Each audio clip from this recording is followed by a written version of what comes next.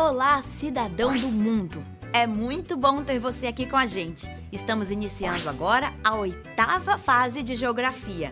Juntos vamos analisar a organização dos países no mundo, como se classificam as regiões do globo do ponto de vista geográfico, político e econômico. Vamos aprofundar o conceito de país, nação e estado e desvendar o fenômeno da globalização. Vamos discutir o conceito de América Latina e compreender a importância do Mercosul. África, Ásia e Oriente Médio também estão no nosso horizonte de estudos. Vamos poder avaliar a força da cultura e da comunicação nas diferentes formas de interação social. Pronto para viagens internacionais? Vamos lá!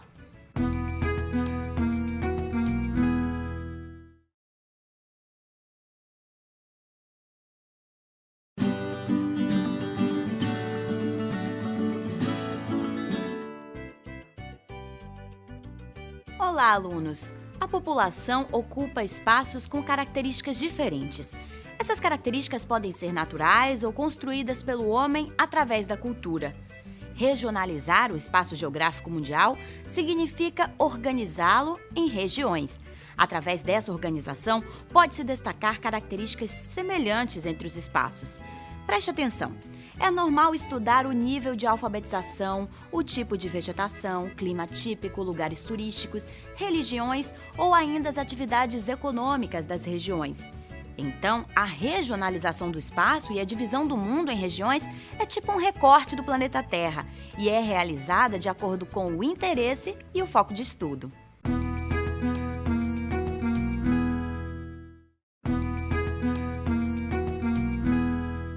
Hoje, existem outros critérios de regionalização que consideram aspectos econômicos e sociais.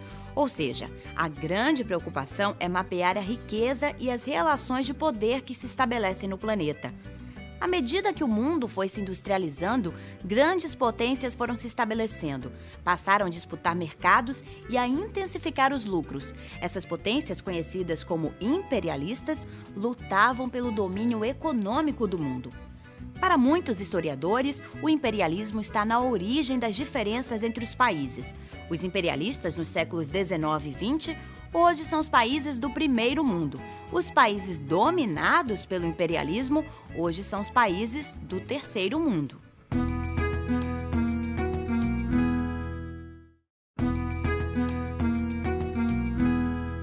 No decorrer da história da humanidade, as diferenças do mundo eram vistas como consequências. Podiam ser diferenças causadas pelo clima, pelas culturas ou pelas etnias desiguais. Foi no século XIX, a partir de 1800, que surgiu outra consciência, a de que a má distribuição de riquezas acarretava desigualdades econômicas e sociais entre as pessoas e as regiões do planeta. Surgiram, então, várias tentativas de classificar e regionalizar os países, de acordo com características comuns e segundo interesses econômicos. E por que não propor mais um tipo de regionalização para um futuro melhor? Poderíamos ter estudos de países ecologicamente desenvolvidos, países ecologicamente em desenvolvimento e países ecologicamente subdesenvolvidos. A gente se vê. Tchau!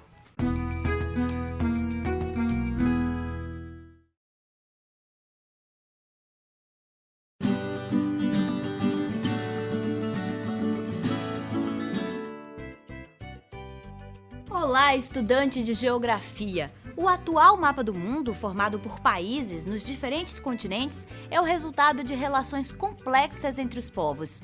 Relações que envolvem interesses opostos e ocupação de espaço.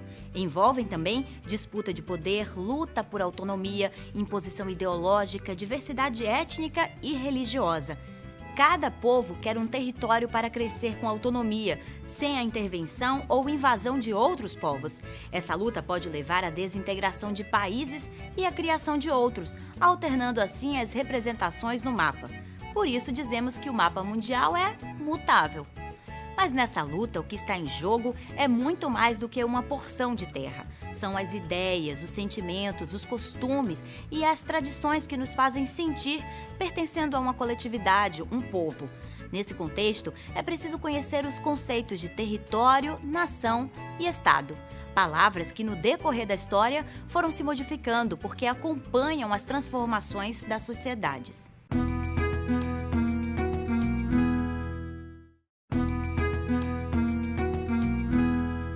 Os conceitos de território, país e estado têm em comum o fato de se referirem a estruturas espaciais concretas que organizam politicamente as comunidades. Tradições, costumes e aspirações em comum são outros aspectos que podem ser utilizados para definir o que é um país ou um estado. Essas características estão relacionadas com sentimentos e com experiências semelhantes e têm ligação direta com o conceito de nação.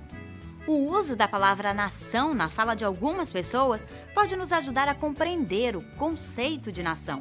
O ex-presidente do Egito, Gamal Abdel Nasser, afirmou: formar uma nação é tarefa longa e árdua. Já Dom Pedro I disse a seguinte frase em 1822, alguns meses antes de proclamar a independência do Brasil: se é para o bem de todos e felicidade geral da nação, diga ao povo que fico.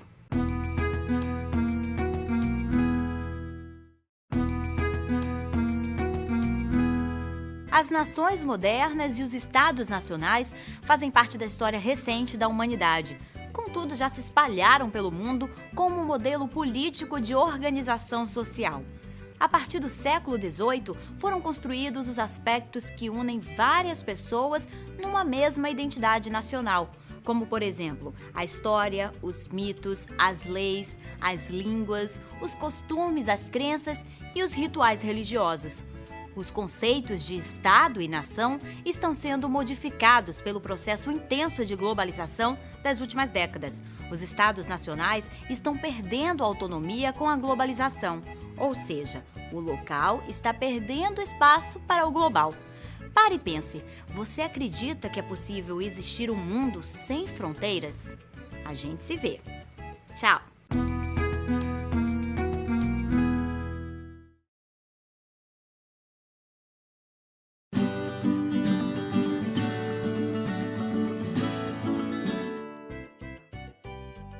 Olá, galera! Vocês sabiam que existem várias significações para a palavra globalização? Para a economia, pode representar a diminuição do poder dos estados nacionais e o aumento do poder das grandes corporações transnacionais. Na esfera cultural, pode significar a perda da identidade e a anulação das culturas locais, com a mundialização de padrões e valores. Mas é certo que a globalização está presente na realidade e no pensamento atual, e junto com ela a divisão entre o conceito de diversidade e o conceito de padronização.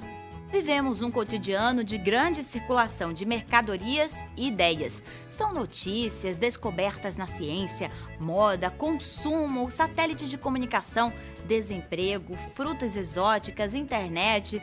Todo esse trânsito nos aproxima ou nos fragmenta? Vemos hoje a supremacia do capital e do mercado global, que unificam o planeta. Ao mesmo tempo, as pessoas reivindicam espaços para a diferença. Vamos pensar sobre isso?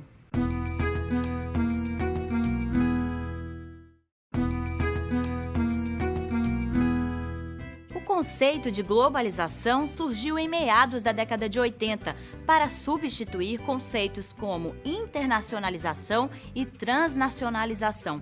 Isso se deveu à integração em nível mundial das relações econômicas e financeiras. Globalização ou mundialização é a interdependência de todos os povos e países do planeta.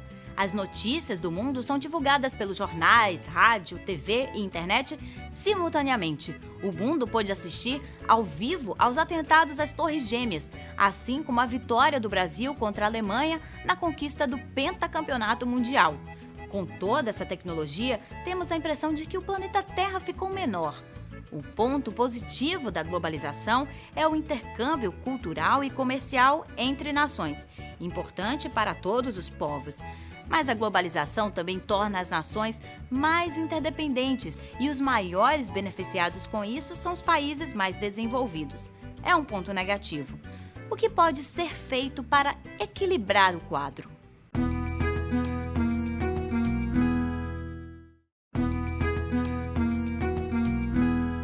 Na Nas últimas décadas, o mundo vivenciou mais intensamente a globalização. A economia global só se tornou possível devido ao grande avanço científico e tecnológico dos países desenvolvidos, que acabou se espalhando por diversos lugares do mundo. O espaço geográfico é hoje caracterizado pelo domínio da tecnologia, da robótica e da biotecnologia. Já estão incorporados ao cotidiano humano o computador, a internet, os softwares, o telefone celular, os chips, a fibra ótica, o GPS, os robôs, os cartões magnéticos, o DVD, o MP3. Isso sem falar nos satélites, nas viagens interplanetárias, nos animais clonados, nos alimentos transgênicos e na cybercultura. Diante dessas ferramentas, o mundo está cada vez mais conectado. As telecomunicações e a informática diminuíram o tempo e a distância entre as comunicações. Por isso, agora, o mundo precisa ser analisado de maneira diferente, tentando perceber o significado das transformações provocadas pela globalização em cada lugar. A gente se vê. Tchau!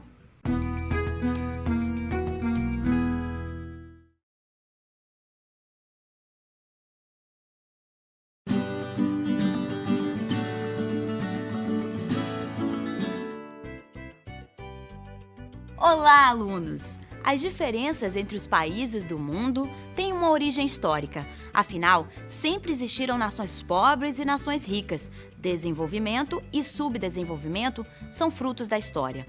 Durante os séculos XV e XVI, com a relação de dominação e dependência, a exploração das riquezas das colônias e a formação de classes, as diferenças foram se desenhando. O mundo atual, porém, apresenta um desequilíbrio que não se compara com o de nenhuma outra época. Após a Segunda Guerra Mundial, os povos perceberam que o mundo estava desequilibrado. Um grande desnível separava uma nação de outra, capitalistas de um lado e socialistas do outro. Ou seja, de um lado, países ricos, desenvolvidos, do outro, países pobres, dependentes e subdesenvolvidos. Ainda hoje, a maioria dos países subdesenvolvidos está na África e na América Latina.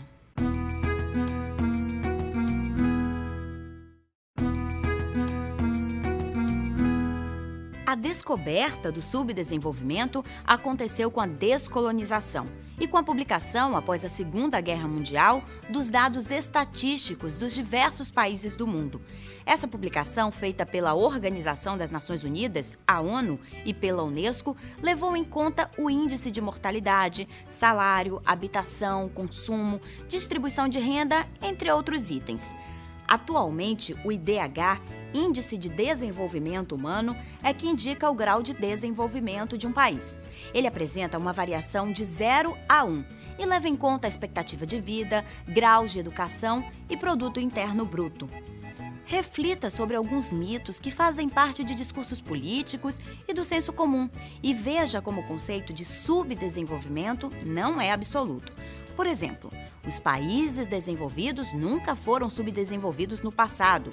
Ou, subdesenvolvimento não significa apenas atraso econômico ou social.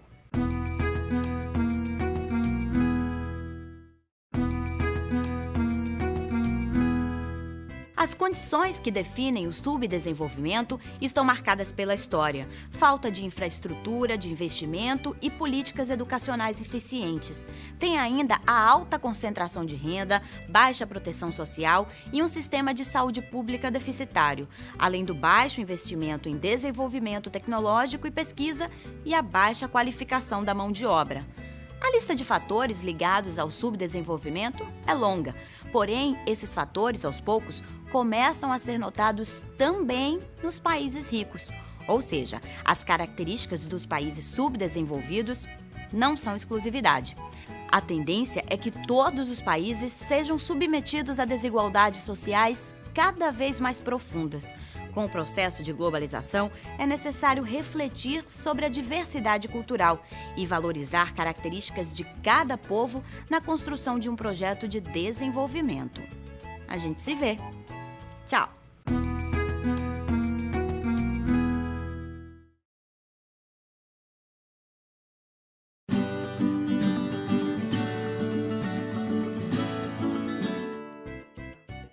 Olá, Brasil! Vocês sabem o que é América Latina? Será que América Latina é sinônimo de América do Sul?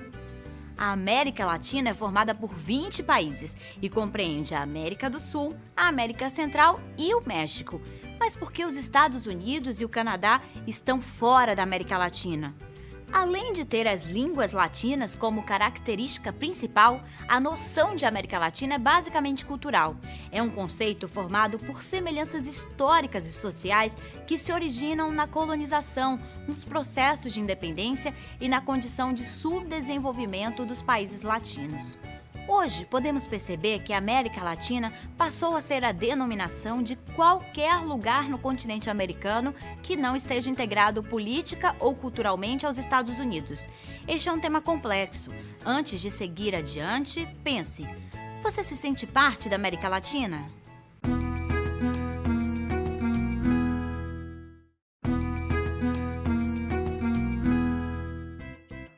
As relações entre o Brasil e os demais países da América Latina têm sido marcadas por rivalidades e tensões, mas também por cooperação e acordos. Ao longo dos séculos, as trocas foram se tornando cada vez mais complexas, envolvendo variadas iniciativas diplomáticas.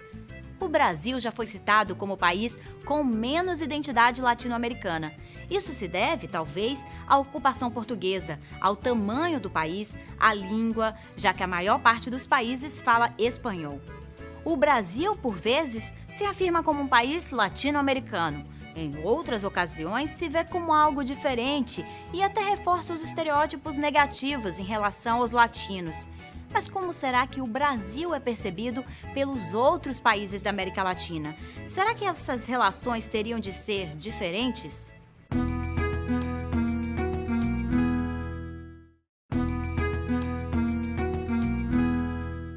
Há cerca de 500 anos, iniciava a colonização europeia na formação das Américas.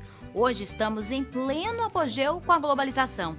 Esses fenômenos envolvem dois processos contraditórios. Ao mesmo tempo em que nos tornamos uma aldeia global, também queremos reafirmar nossas diferenças. Por isso é importante estudar a formação histórica, a situação econômica e política dos países da América Latina. Temos uma grande diversidade cultural e aspectos comuns como o subdesenvolvimento. Essa compreensão pode servir para integrar as políticas entre os países, estabelecendo um conjunto de estratégias de sobrevivência no mundo globalizado.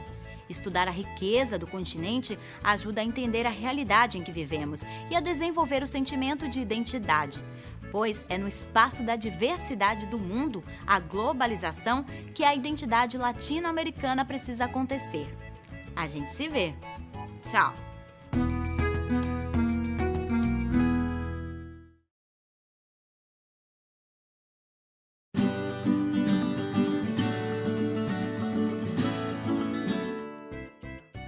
Olá! De certa forma, a identidade da América Latina se formou pelo anti e pelo não. Não europeu, não norte-americano, anti-imperialista e anticolonial. Por que isso? Porque durante muitos anos se estabeleceu um conflito de interesses entre o colonizador europeu ou norte-americano e os povos nativos da América Central e do Sul. A identidade foi forjada na oposição ao colonizador, ao explorador. Muitos dos elementos que distinguiam as culturas pré-coloniais na América Latina foram destruídos pela sobreposição da cultura europeia no século XVI. Mas que elementos então compõem a identidade cultural ou mesmo civilizacional dos povos latino-americanos? Será que existe uma identidade comum entre as Américas Central e do Sul? As diferenças geográficas influenciaram o desenvolvimento de culturas e civilizações distintas. Os povos adotaram diferentes formas de organização política, social, econômica e cultural. Pense nisso e tente identificar quais são as semelhanças e as diferenças culturais na América Latina.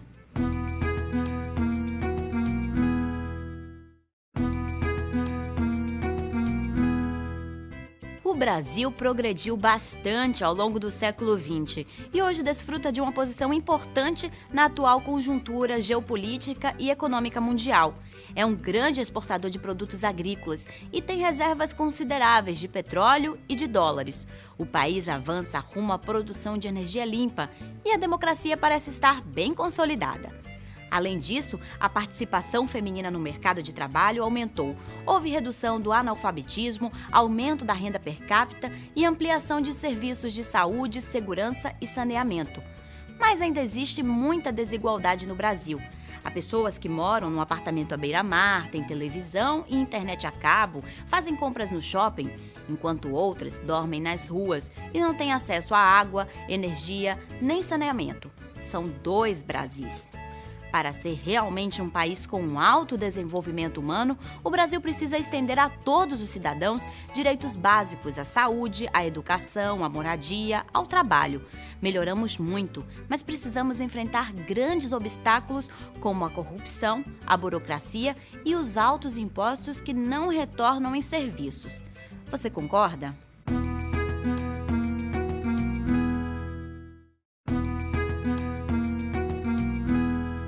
A formação do continente americano promoveu o encontro e o conflito entre as culturas de europeus, índios e africanos. A identidade do continente americano se tornou uma grande interrogação. Vários movimentos político-culturais tentaram encontrar algo que unisse o continente em torno de um ideal comum. Entre a europeização, o nativismo e a mestiçagem, os debates sempre tentaram refletir a condição do americano e sua história. Uma linha de interpretação histórica diz que o passado colonial nos deixou de herança a dependência socioeconômica, a miséria, a violência e a corrupção. Isso seria consequência da condição de subordinação a que o povo americano esteve sempre sujeito. Mas outros historiadores procuraram superar esse passado e construir outra maneira de olhar a América Latina. Essa corrente define o continente americano como um espaço culturalmente híbrido. Da mistura das culturas teria se originado um pensamento autônomo, nem nativo puro, nem europeu, mas mestiço. A gente se vê. Tchau!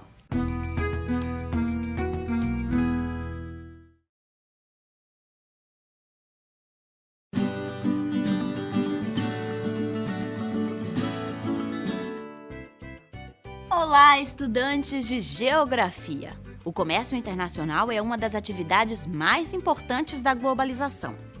As empresas multinacionais começaram a trabalhar com as novas tecnologias e se tornaram corporações transnacionais, pois as novas tecnologias possibilitaram um novo uso do tempo e do espaço.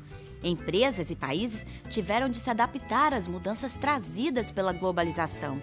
Como competir com produtos vindos de países onde o custo de produção é menor? Para superar desafios como esse, os países começaram a fazer alianças e acordos comerciais, formando blocos econômicos. O aumento do comércio entre os participantes fortalece os grupos e as negociações em bloco ampliam as chances no mercado internacional.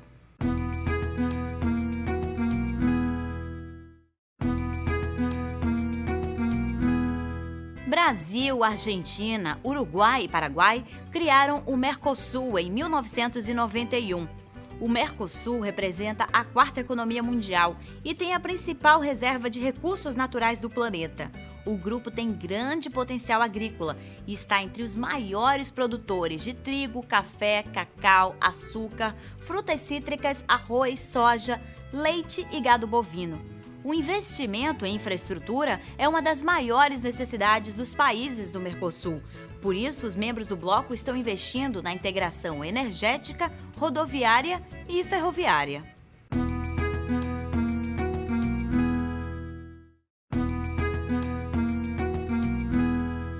Para continuar crescendo, o Mercosul precisa solucionar alguns problemas internos. Os países membros têm divergências, algumas de origem histórica, outras mais recentes.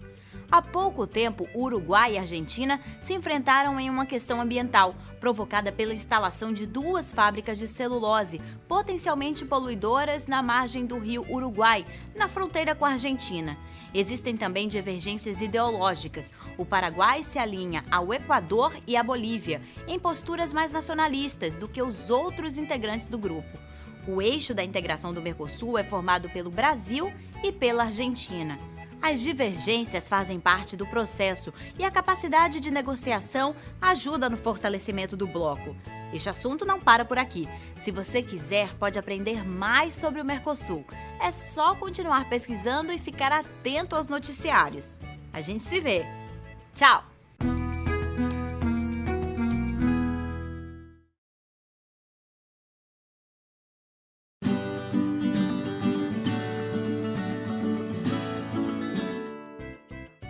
Olá, estudantes de geografia! O continente africano é formado por centenas de grupos étnicos e a cultura dos povos africanos é muito rica e diversificada. A história dos povos africanos é semelhante à de outros povos da humanidade, mas a história deste continente, na maioria das vezes, é contada do ponto de vista ocidental. Ou seja, é retratada apenas como um local que ainda sofre as consequências de exploração de outras nações, já que durante muitos séculos o continente africano foi explorado pelos povos europeus. Os negros foram escravizados e levados para outros países. Os estrangeiros exploraram os recursos naturais da África e tentaram impor aos africanos as crenças e o modo de vida dos países de onde vieram.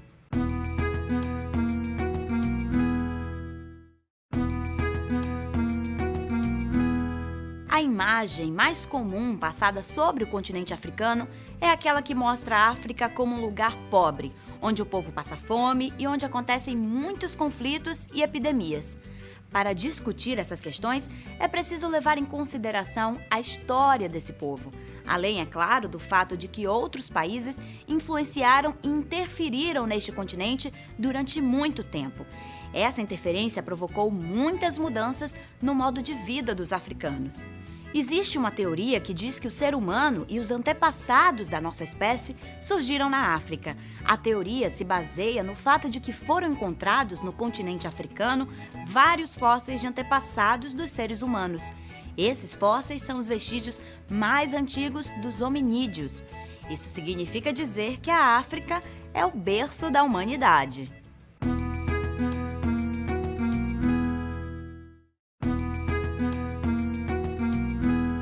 Os negros foram trazidos pelos portugueses para serem escravos no nosso país. Para você ter uma ideia, entre os séculos 16 e 18, o Brasil recebeu quase 15 milhões de negros que vieram de todas as partes da África. E mesmo na condição de escravos, os negros procuraram meios para garantir a sobrevivência da cultura africana. E aos poucos, os hábitos passaram a fazer parte da nossa sociedade. Dessa forma, o povo africano ajudou a formar a cultura do Brasil, uma contribuição que deve ser sempre lembrada e valorizada. Por isso, desde 2003, foi incluído no currículo do ensino fundamental e do ensino médio o tema História e Cultura Afro-Brasileira. O objetivo é aprofundar o estudo da cultura africana e a influência na formação da sociedade. A gente se vê. Tchau!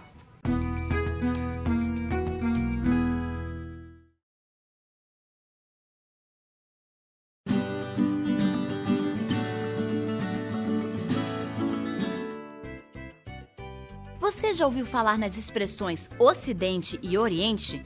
O ponto de partida para caracterizá-los é geográfico. Segundo as coordenadas, a área que está ao leste do meridiano de Greenwich é o Oriente e tudo que está ao oeste é o Ocidente. No entanto, esses conceitos estão carregados de significado cultural. A longitude de 0 grau, que marca o centro geodésico da Terra, é uma convenção humana. Foi estabelecido pelo Observatório Astronômico de Greenwich, na Inglaterra. A Terra é redonda, não tem marco zero. Então, ter a Europa como centro da Terra é uma visão ocidental do mundo.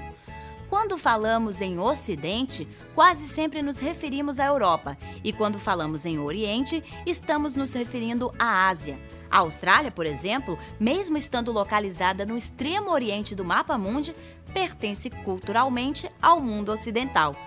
A concepção de Oriente e Ocidente é simplificadora, não reflete a variedade de culturas existente no planeta.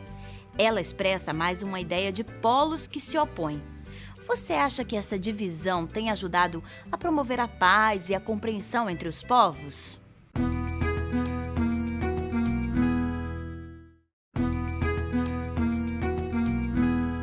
Oriente e Ocidente têm hábitos muito diferentes.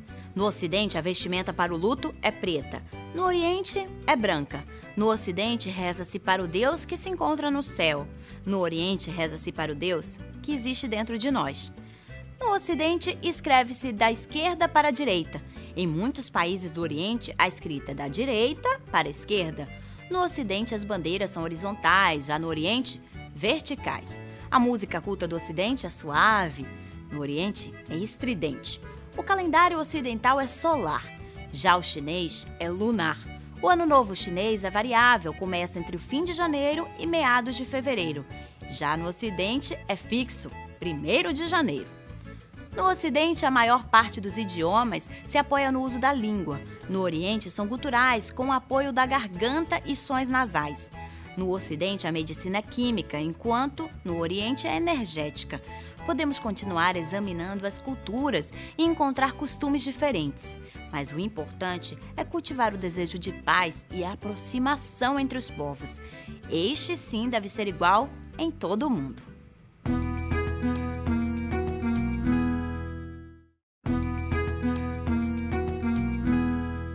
O Oriente Médio é uma das regiões mais conflituosas do mundo, tanto pela localização geográfica quanto por sua história marcada por guerras e atritos. Por isso, quando acompanhamos as notícias, devemos sempre pensar não no conflito do Oriente Médio, mas em mais uma fase de um conflito milenar, que alterna terrorismo e negociações de paz, interesses religiosos e econômicos. Voltou a existir hoje um confronto entre o mundo cristão e muçulmano. As pessoas não dizem mais a nacionalidade delas, mas sim a religião. Talvez a visão bipolar do mundo entre Oriente e Ocidente tenha contribuído para isso. Essa é uma percepção de que é preciso estar de um lado em oposição a outro. Costumamos pensar que no Ocidente existem muitas sociedades diferentes e que o Oriente é um só. Que deste lado de cá está a civilização e do outro lado a barbárie. Precisamos compreender melhor as diversas culturas, pois no mundo globalizado, tudo o que acontece tem repercussão internacional. A gente se vê. Tchau!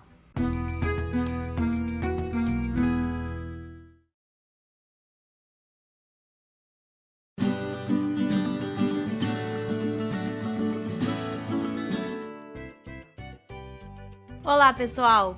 Até a Segunda Guerra Mundial, Coreia do Sul, Taiwan, Hong Kong e Singapura em quase nada diferiam dos outros países asiáticos. Eram países agrícolas, com parte da população vivendo no campo e cultivando principalmente arroz. O futuro para esses países não parecia muito animador, visto que o território era reduzido e que não havia reservas de recursos minerais ou combustíveis fósseis. Além disso, a população era, na maioria, analfabeta. Mas foi a localização desses países que contribuiu para o crescimento deles. Receberam investimentos norte-americanos e japoneses. As potências viam na região um local estratégico para fortalecer o capitalismo. Atualmente, esses países possuem as economias mais dinâmicas do mundo. São as que mais incorporam novas tecnologias no processo de produção. São conhecidos como os tigres asiáticos e mostram agressividade na busca de novos mercados no exterior. Pesquise e descubra qual a importância desses países na economia mundial.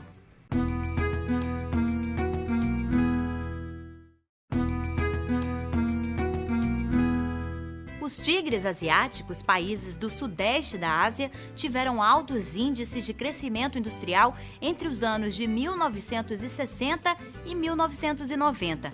Singapura, Hong Kong, Coreia do Sul e Taiwan desenvolveram uma economia altamente competitiva e dinâmica, voltada para o mercado internacional. Os tigres asiáticos constituem um grupo singular de países. Passaram nos últimos 30 anos de países subdesenvolvidos a desenvolvidos, mantendo a taxa de crescimento do produto interno bruto próxima dos 6%. O produto interno bruto é a soma de riquezas de um país. Por vezes, outros países como Japão, Malásia, Tailândia e Indonésia se enquadram nesse ritmo de crescimento. O Banco Mundial chamou de milagre econômico do leste asiático o processo vivido pela região. O Banco Mundial é uma instituição financeira formada por 186 países e que se destina a ajudar no desenvolvimento das economias emergentes. Mas será que os tigres são todos iguais?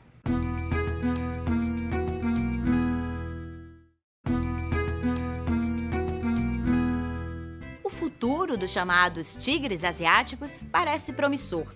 Coreia do Sul, Taiwan, Singapura e Hong Kong superaram a fase de exportadores de produtos manufaturados e já estão no mundo da indústria de ponta e de alta tecnologia. Agora podem se dar ao luxo de apostar mais no consumo interno. O crescimento econômico levou a população desses países a querer um sistema político menos corrupto e mais democrático. De exportadores que só tinham mão de obra barata, passaram a transferir indústrias menos competitivas para os vizinhos mais pobres. Um processo que começou no Japão, seguiu para os tigres e agora deve continuar para os neotigres e para a China. Por isso é importante perceber a necessidade de sinergia entre um Estado eficiente e um setor privado forte e competitivo.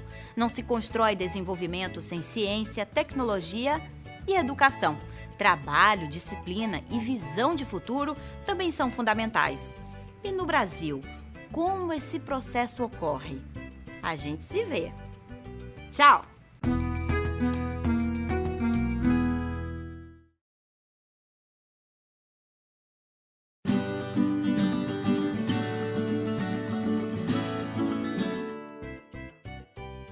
Olá, alunos! Hoje vamos conhecer um pouco mais sobre os países mais populosos do mundo, a China e a Índia. A China passou do artesanato e da agricultura aos projetos aeroespaciais do século. Com 5.000 anos de história, a China viveu uma revolução que derrubou tradições milenares para implantar o socialismo. Mao Tse-tung proclamou a República Popular da China em 1949.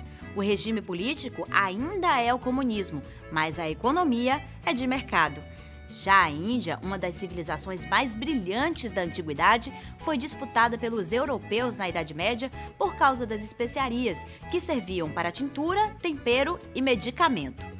Hoje, a Índia se destaca pelo desenvolvimento econômico. É um dos polos mundiais de produção de equipamentos e programas de informática. O país é também uma potência nuclear.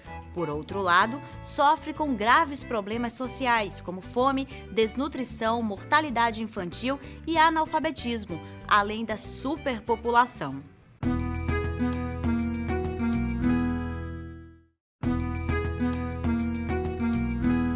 Atualmente, China e Índia atraem um interesse internacional por conta do crescimento econômico acelerado. Também são as nações mais populosas do planeta e representam imensos mercados consumidores de produtos e serviços estrangeiros. A preocupação com a segurança energética é grande. Como garantir energia para tanto crescimento e tanta gente?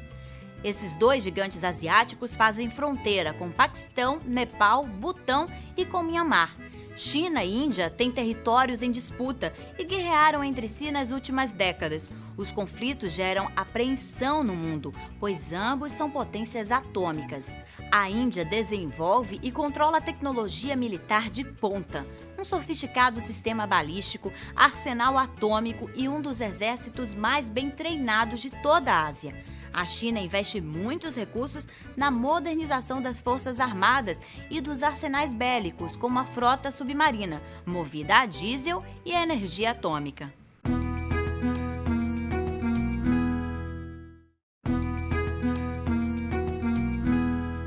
A Índia é a estrela emergente do chamado BRIC, bloco formado por Brasil, Rússia, Índia e China.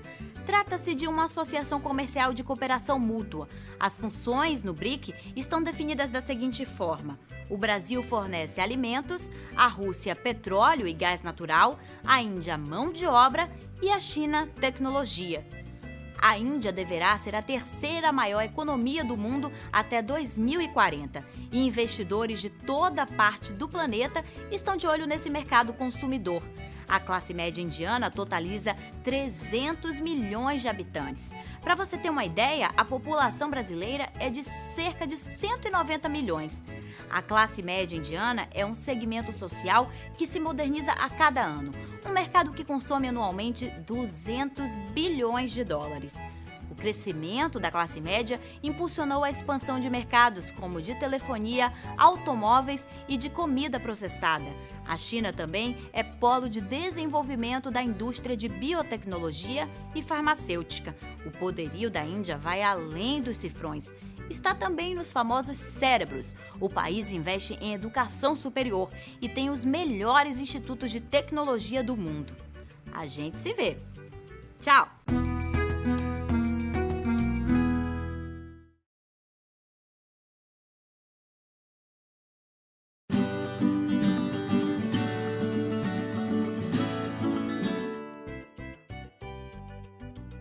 Saudações, estudantes de todo o Brasil! A história da humanidade está ligada à história da comunicação. Afinal, desde que surgiu no planeta Terra e começou a viver em sociedade, o ser humano procura formas mais eficientes para se comunicar e ser compreendido. As tecnologias de informação e comunicação tornaram mais fácil e mais rápida a comunicação entre os povos. Hoje em dia, existe uma diversidade de meios que facilitam o processo de comunicação e de circulação de informação. Como exemplo, temos os satélites, a internet, as redes virtuais de relacionamento, o celular e a televisão digital. É tanta coisa que às vezes fica difícil acompanhar todas as mudanças. Mas um fato é certo: essas mudanças vieram para ficar.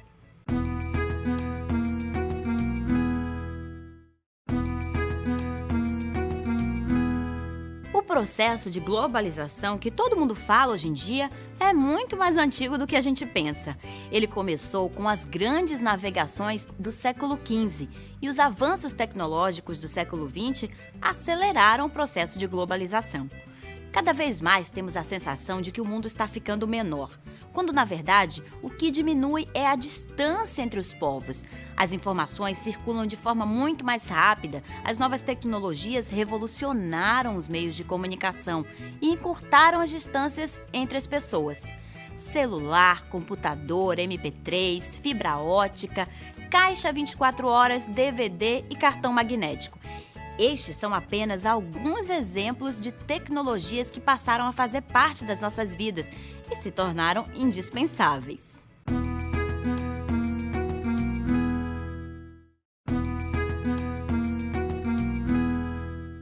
Comunicação, tecnologia, globalização e democratização.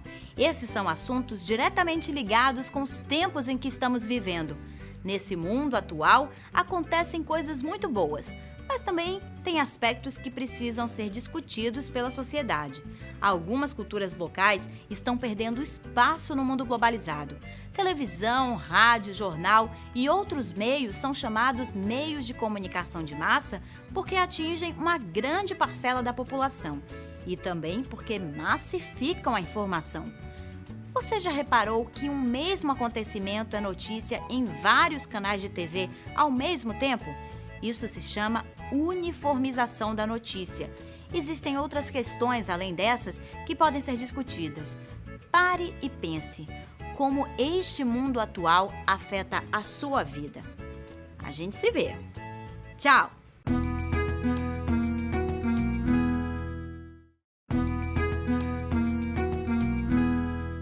Dever cumprido. Hoje finalizamos mais uma fase do nosso estudo. É um momento muito importante para o seu percurso. Nessa fase, você compreendeu um pouco mais sobre o que significa globalização e também que a maneira como os países se organizaram acabou gerando uma interdependência entre eles. Vimos que a globalização trouxe uma reorganização das forças econômicas no mundo. você também percorreu um longo caminho da América Latina até a Ásia e ampliou a sua visão de mundo. Tudo isso valeu a pena porque chegamos ao fim de mais uma fase, o que significa que você está cada vez mais perto da conclusão dos seus estudos. Portanto, siga em frente, estude. Espero por você na próxima fase.